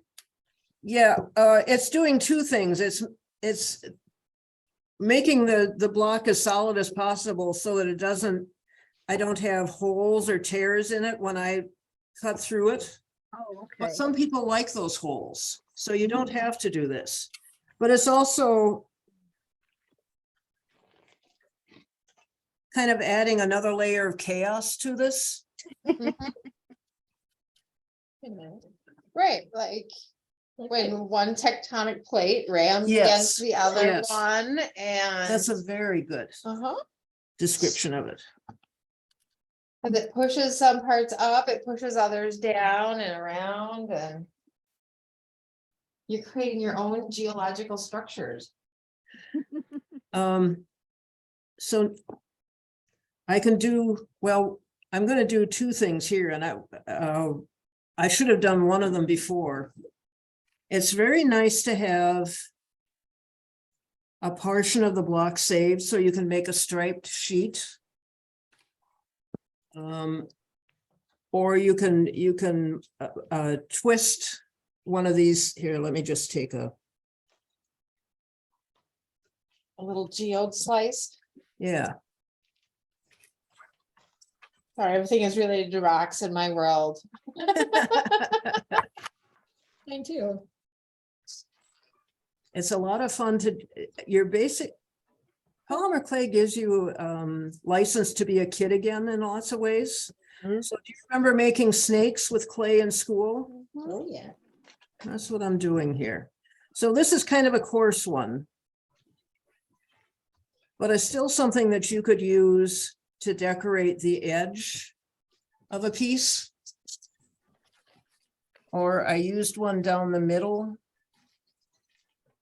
of this piece to kind of join Wow. two patterns together. Oh, wow, yeah. Neat. Okay, Making it three-dimensional. yes. Thank you. That's exactly the point, because it can be two-dimensional otherwise. Would a rolling pin work for this technique or? Yes, Okay, yes. Okay, so I can start by taking slices off the top. And it's hard, I have a very hard time doing that evenly. It's a little bit easier if you flip this over so that it's standing on one of these narrow edges and you slice down through that. But I'm going to try my best to do this. A tissue blade is the best thing to do for this, but they're very sharp and kind of expensive. There's the same tissue blades that I don't know if they even use them anymore in a surgical pathology lab for dissecting tissue. And that's how you can get a very fine slice with it, a very controlled slice. You can just buy these blades from Michael's in their clay section. And they're still very sharp. I can attest to how often I've cut myself with this. Okay, so I'm holding my hands on the tile, trying to make this as even as possible in height.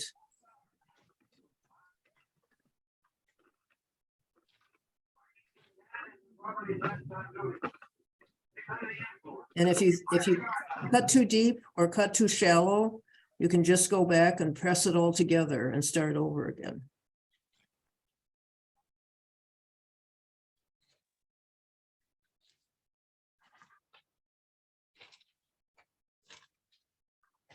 So because I wasn't paying as much attention as I should have been, when you made those different cuts through it, like the shapes, was that to mix the? So this is all of your cuts.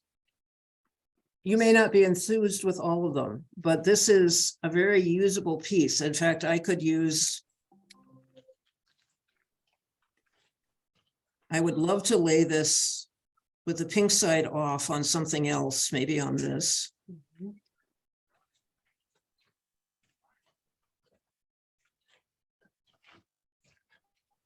And just have that be the only thing that I'm using. And maybe put something contrasting here, but not as coarse as this. Yeah, because all those dark rings is where she pushed the top layer Yeah. down Yeah. through the other layers. That's so cool. It's like the volcanic pressure Yeah. doing it. Or, yes, or like the markings of in Yeah. Jasper. Exactly. Yes, Yes. You've got the sediment upon sediment, and then it all petrified, laying over decades of time. Oh, Wow. wow. And then you got the little cuts from the cool screwdriver marks. Yeah. Wow. so you could leave those in there. I mean, I think those are kind of fun to have them showing. Cool. Especially if you made a belt buckle, those are open. You can loop through them. You could, or hang things from them. Right. Or little corset pieces. Oh, I love that idea. I mean, come on. See, that's why retreats or getting together with other people is so good, you know, These are things to I get did not think of. to throw ideas off each other. You've never worn a corset. I've never worn a corset. Oh my gosh. I don't have a corset body. I have a Right, but tubular. that's why you wear a corset is they create them for you. No. Not Oh, okay. Sorry, I'm so No, sorry. no, Yeah, I that's went too part- deep, so I'm just gonna stick it back There together. we go. Yeah, that's why you wear the corset, is that it sucks it all in for you. And then pushes it in other places where you want Yeah. it. So my ribs and my hip bones Are the are same. less than 2 inches apart. Oh, you're very short-waisted. Yes. Mine are like 4.5 inches apart. I like watching the old Gone with the Wind movies where one of the maids or whatever put her foot on the back of the girl and Yeah. pushed it and pulled it and tied that corset. Yeah, you got it, and you gotta suck in all the breath, and so that's why they used to have the fainting couches, because they I were was all gonna say, tied so yeah. tight you couldn't breathe. That's right. And the people fainted at weddings and still do. Oh, look at how cool, because you turned that spot upside down as Yeah. well, and Yeah. so that is Right. a great. Got a yin yang going over down there. Yeah, you know, and you get to choose which side, Or it always could be look at- reversible. yes. So you can do that, Or could you fold it up and squish it some more? yes. Sorry, I There's- was just like. No, there's nothing that's, you know, this is, polymer clay is very forgiving. Boy, I love that one. I know, that is so beautiful. I'm It just looks like gonna, scallop leather. I didn't bring enough sheets of clay. Oh, here, I've got it. Now, you make the sheet of clay before you start doing that? Like you're the Yes, one who. yes, Is it Rolls comes in- out it each comes in one. yes. Doesn't it? And the thickness of each layer before you start Yeah. is pretty much 1/8 of an inch, or is it consistent, or you try to have variables, or are they? I rolled them all to the same depth, Mhm, but that's what, the thickness is one of the things you can play with. If you want something to show up more mhm. in all the designs, make it a thicker layer. Okay, And maybe don't, you know, I am still learning that part of the process is, you know, how to play with the variables. Mhm. But it's definitely something that you can play with, you know, like how dark, how much contrast do you want? How right, because much, I'm thinking of the layers of the banded agates that we have here at Lake Superior. yes, You know, sometimes Yes. there's that center that's got more crystalline, and then all the different Yes. layers, and they seem to be different, and some Yes. are really white, and then you've got the dark red layer and the brown Okay. layer and the black. And then sometimes they're mixed up with the whole, so, I mean, this just looks like, It looks like rocks. it does, Yeah, you know, it picture makes me- jasper as well is very similar. yes, Yeah. or mookaite. with Yeah, these it's the colors. mookaite, yeah, that's another jasper. Especially the colors you're using, that's a very mookaite blend. I Yes, didn't realize that. It when meant you, when I made the tone Really? challenge, no.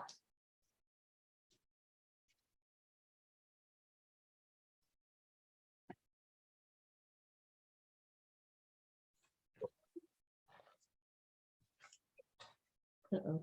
I choked.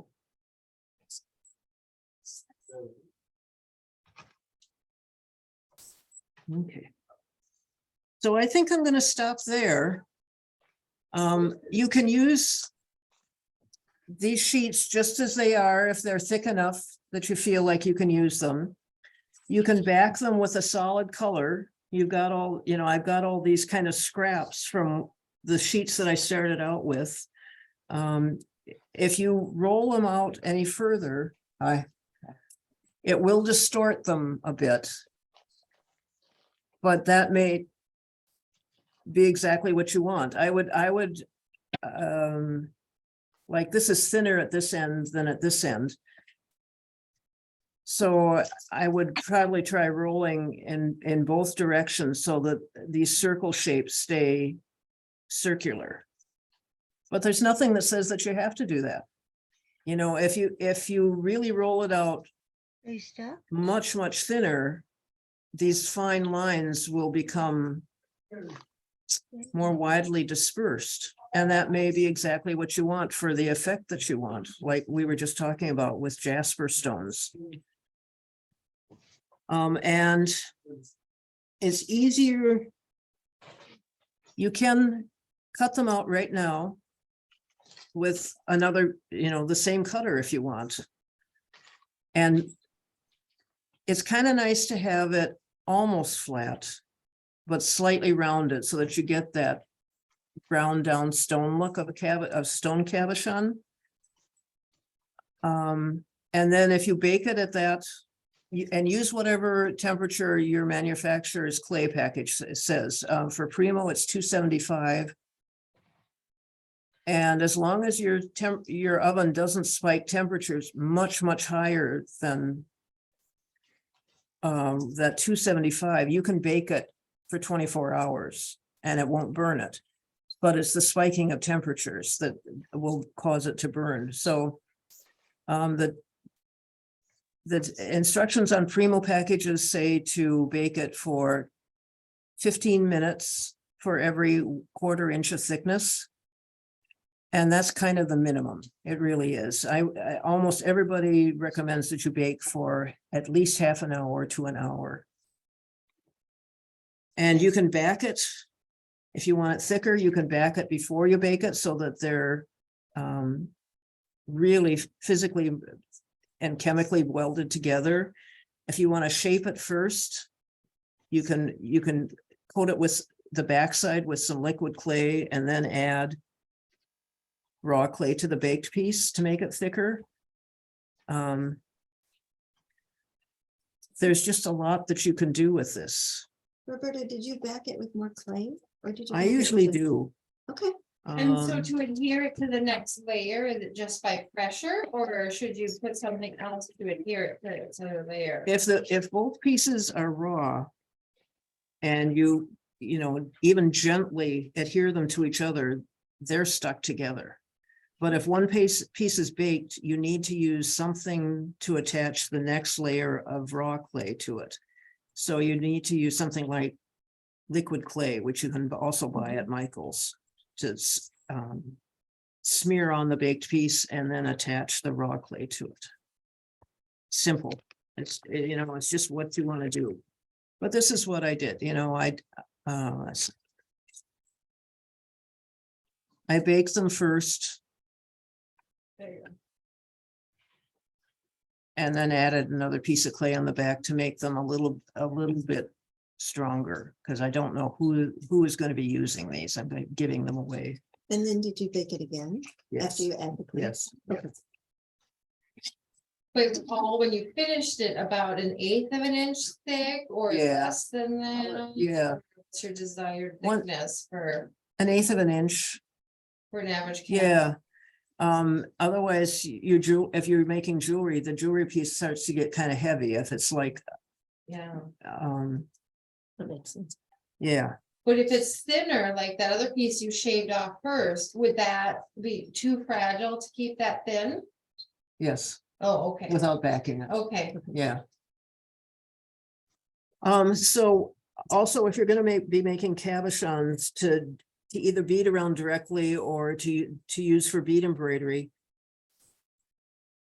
you can make them any shape you want, really. Oh, so I you're tend to make knife them too bends. big. Yeah, you can just use your cutting blade to cut them to whatever shape you want.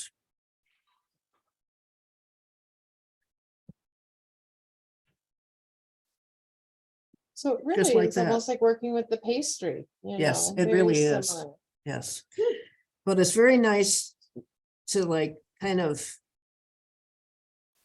round off the edges a little bit, just with your fingers, if need be. So then you wouldn't have to sand it later or anything. It wouldn't be rough or. No, it's more just so it's easier to beat around the edges. If you have a sharp corner, it's harder to make a nice bezel around it. But you can sand them also. If you feel like you want to sand, sanding really brings out the shininess of these metallic clays. Use, that's backwards. No, it's not 3M wet dry sanding sheets. Yeah. 220. And you start, 320, 400. yes. So kind of a good starting point is these are really used with water for sanding finishes on cars, for instance, but they're very useful for this again with water because there is dust and you probably it's not anything that's bad for you, but why take a chance on it? So we start with usually with 400 grit, 600 grit, 800 or 1,000. There are people who use sanding papers that go up to 3,000. Well, for stones like pipestone Yes. is what you underwater. It seems like Yes. a similar hardness to what yes. you're doing, and they work Yes. those by hand. Yes, and it's kind of tiresome, but it takes like 5 minutes per piece, really. You just Oh, do it, that's not- wet this wet dry sandpaper and using circular motion, sand the piece, and then you move on to this 800 or the 600 and sand it, again, circular, and then 1,000, and it takes like 5 minutes, but it really does make a difference in kind of the glossiness and the smoothness of the finish and kind of the finished look of the piece. Any questions? I would love, if you get interested in trying this, I would love to have you post pictures on our website. It's so much fun to see what other people are doing. And thank you for watching. Yeah, this Thank is you. just so much fun. You can unmute and ask questions if you want. You've got so many pretty little pieces going on there, Roberta. That was I a great know. presentation, Roberta. I am just Thank you. so excited. And so do you want to show us a couple more of the finished pieces that you made, or are those a surprise? Roberta, could you show us some more finished pieces? Yeah, Sure. I'm excited. This is cool. This is one of my favorites. Oh, Oh, wow. wow. And I Ooh. tend to like less busy ones. This one is a little bit busy for me, Ooh. but I also like it. And this is one of my favorites. I Oh, may I have to like keep that. this one for myself, but that's basically what this one is. Oh, yeah, it Yeah. is. Uh-huh. Can you make a hole so that you could use it as a pendant? Yes. And you just use a regular drill bit. You can do it by hand because this is, To make the hole beforehand like this? can. Would Yeah. that be just easier or as strong or less strong? it doesn't matter that it doesn't affect the strength unless you go too close to the edge, just like if Oh, you're okay, talking about uh-huh. stone. And it would be easier. It just depends on if you know how you're gonna use it. Oh, away. right, and put it in the right spot. Yes, yes. Yeah. That's always that. But If you- once you shape it and cut it before you cook it, you could like then take it and put the hole in it. Yes. Or you can take a piece of clay here, Oh, and make a loop-de-loop or Yes. something, your own just use a bail. piece of clay and make your own veil. Oh. Oh, my goodness. Wait, wait. If you- and just use it while the clay is raw or use the liquid clay again. Wow. You know, and you don't want to make it this big. I'm just making it big so that you can see it. Mhm. But once you know what cord or chain you're going to use, and then you can fancy it up a little bit by stamping a design on it. Oh, or yeah, your logo. Yes, Right, yes. yeah. Yes. Oh, my gosh. So there's, Roberta, yes. will you bring the busy one that you don't like to Tuesday, our Tuesday group? I'm having a hard time thinking about which ones I want to give up, but I have to give up some of them. Okay. Because So, does she yes. need 40 of them herself? I don't know.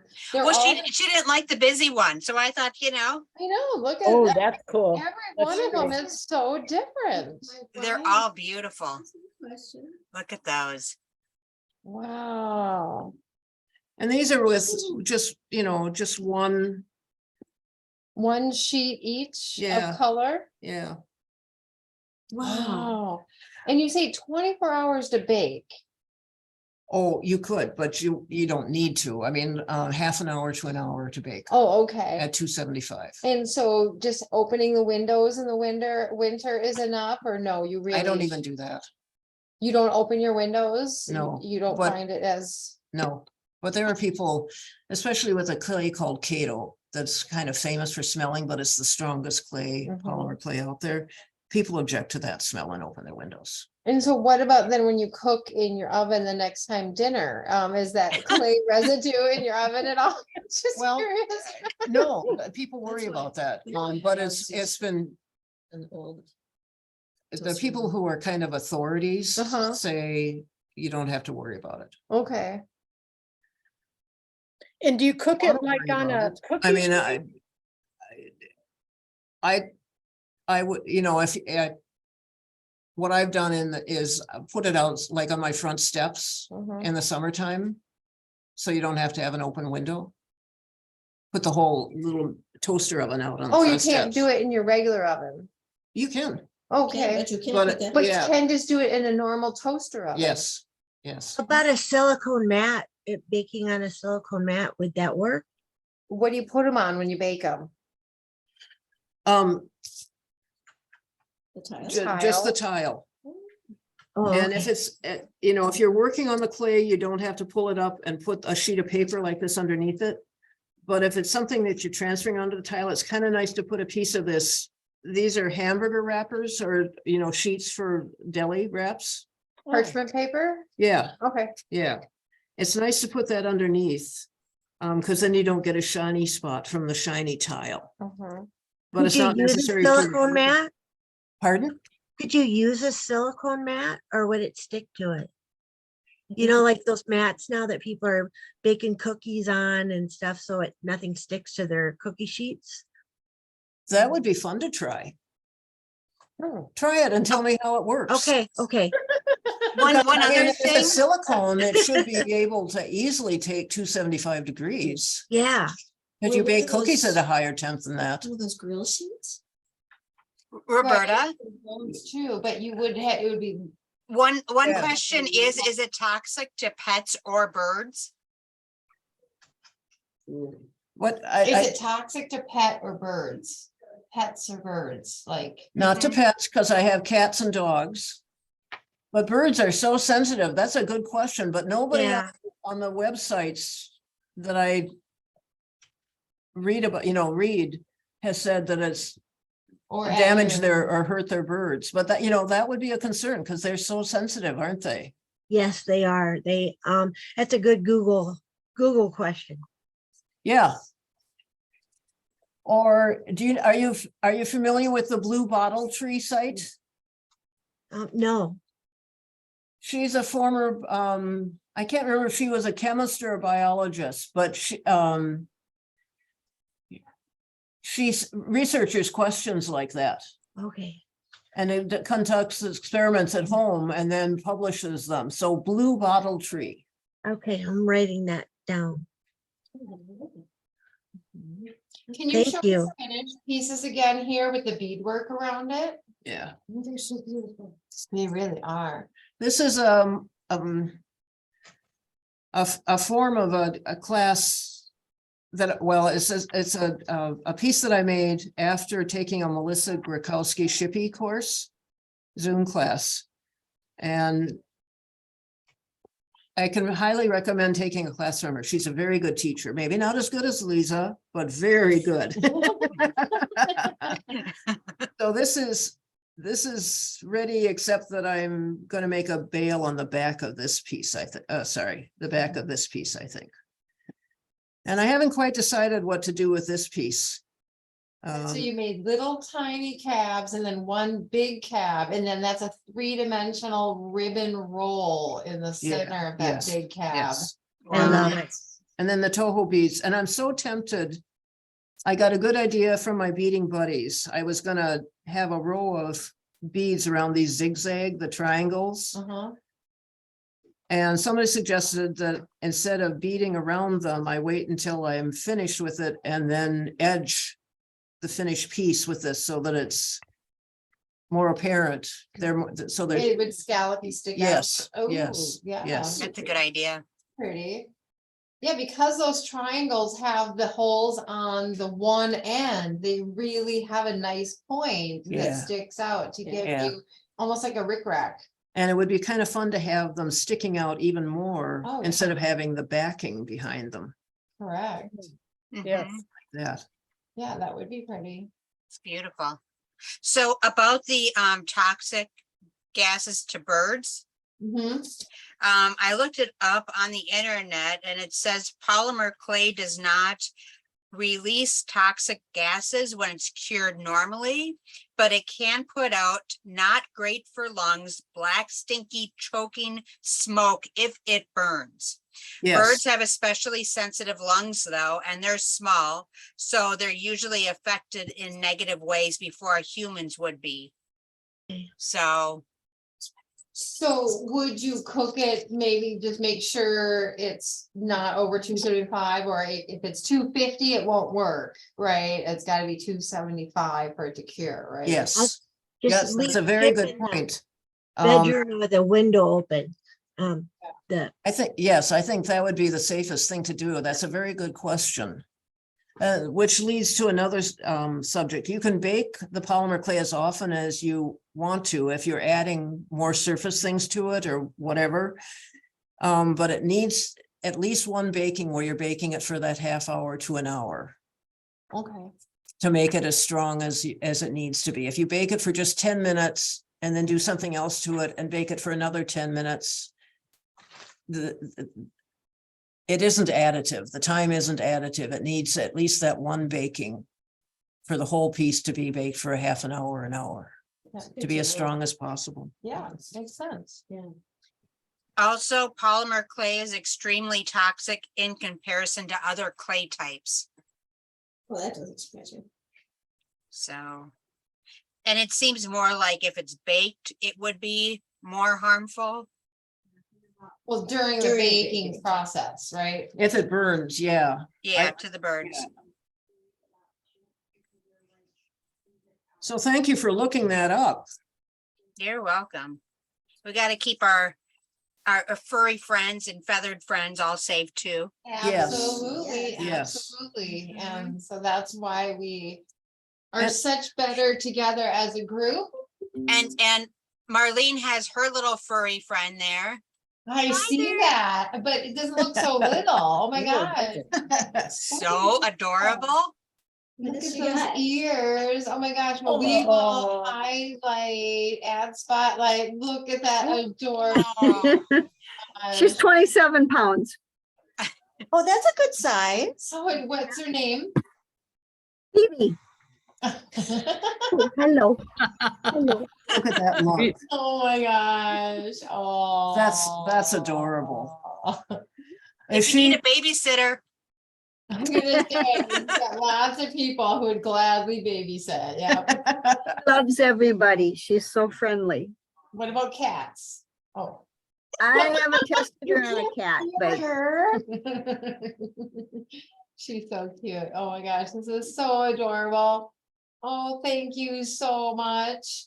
And we've just had such a great time here today. We really appreciate everyone joining us. Should we show Lisa the component that I play with? Yeah, we're trying to figure out, Shelley's just going to town over It's here. playing. So, but let's see, we have to turn the camera. Who's got the You know what I camera? could do? Is Roberta's on? Yes. Let's Can I do like see. this? There you go. Let's Roberta's in spotlight it. focus. Spotlight for everybody, a little closer. So Shelley was making a component to go in between. She's doing 2 of those glue ends and then the big one in the middle. And then these are going to be right on the end. So she just took the 3mm and the ginkgo because she's so tiny on her wrist. She just wanted 2 of the other things. And so she's having a fun time over here making. That's a good great stuff. idea. I like I that. got mine done. Oh, nice. Oh, wow. Ooh, let's see. Nice job, Marlene. Spotlight. Ooh, Nice. Oh, very pretty. pretty. Anybody else have their stuff they want to See, show? if I'm gonna do that, I have to make a choker. Yeah, that's what Shelley just said. She'd make it a choker. Cause it's, well, I was thinking a dog collar. Yeah, that would work too. Absolutely. Yay. Oh, that's Those perfect. slide clasp. Oh, it Yeah. matches her fur perfectly. Yeah. Yes. You can get those slide clasps in a necklace length, so you could just do the same piece and put the longer chain on. See the puppy dog? And she's the perfect model too. Look at her. She just, Oh, she is. That would be Oh, perfect that's- for her. Yeah. there you go. The puppy You needs a know, hug. you can't wear them all on the same day, so you might as well, let your Yes. pets wear them too. and she's just sitting so pretty. Yeah. She's so cute. Love it. I got Thank the you other so one much here for too. joining us, and you can find more of Lisa Bead Designs on her Etsy shop called Lisa Bead Designs. And then we also, Roberta, and so this is part of the Polymer Clay Guild that you're part of, correct? They do Yes. more of this kind of thing? Yes. So Yeah, there are good more one. guilds out there than just the Bead Society. That's why we want to join everybody together and get you a little taste of everything. And so join us on Monday, April 3rd, excuse me, for Hannah's Tambor class, and that's a member-only meeting. So if you want to join the Upper Midwest Bead Society, go to umbs.org and go to the member page. There's an easy PayPal link so that you can become a member too. Looking forward to seeing you more meetings. Thank you so much for joining us. you. Have a great day. Thanks, Thank you. Rochelle. Bye. Thank you for being host.